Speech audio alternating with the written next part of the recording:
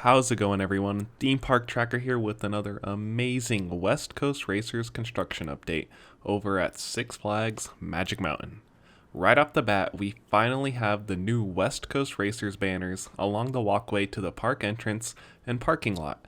The banners are also strung up around the ticket booth plaza, along with the previous banners for purchasing memberships, season passes, or dining passes. On top of the actual ticket booths are new banners that sport the classic red and yellow Six Flags colors. It took them a while to put the West Coast Racers banners up, but that's because they weren't sure when the coaster was going to open.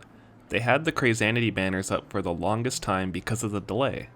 Now, moving on to the new West Coast Racers area, the underground, the signage has appeared on the supports that go over the walkway from the Roaring Rapids side.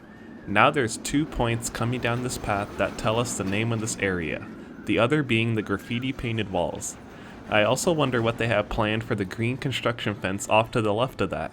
Maybe they'll put more walls or vending machines. Vending machines were here previously, and the cutout makes it seem like they will return. Throughout the rest of the land, the street lines have been painted onto the ground. These were first seen in the update prior to this one a couple days ago on the channel. They look really good when you're standing in the area and bring up the quality of the theming. I'm not sure how the lines are going to hold up over time from guests walking over them throughout the day, although the park has been pretty consistent in repainting the walkways that have these kind of designs on the ground. The ones over in the Screampunk district have been repainted multiple times, along with the big Superman S in front of Escape from Krypton. I do wish they added planters where the big gray painted spaces are, but overall it looks really good.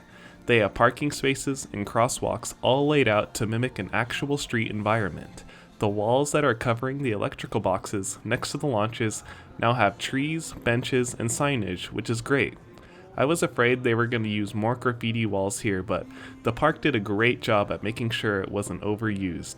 I do wish the walls covering the electrical boxes were a little higher because you can still see the tops of them when you're standing in certain parts of the land. Looking over at the station and queue, they are still hard at work finishing all of that up. Blue trims have been added to the front of the exterior, and the top trim is still being painted to match the rest of the building.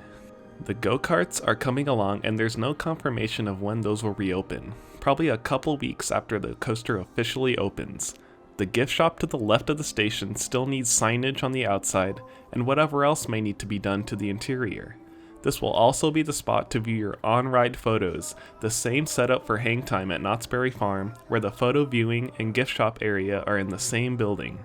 Inside the station, we got a switchback queue going on at the bottom, which confirms that half of it will be indoors, and we can expect some kind of entertainment in this portion other than the Six Flags TV commercials and music videos playing.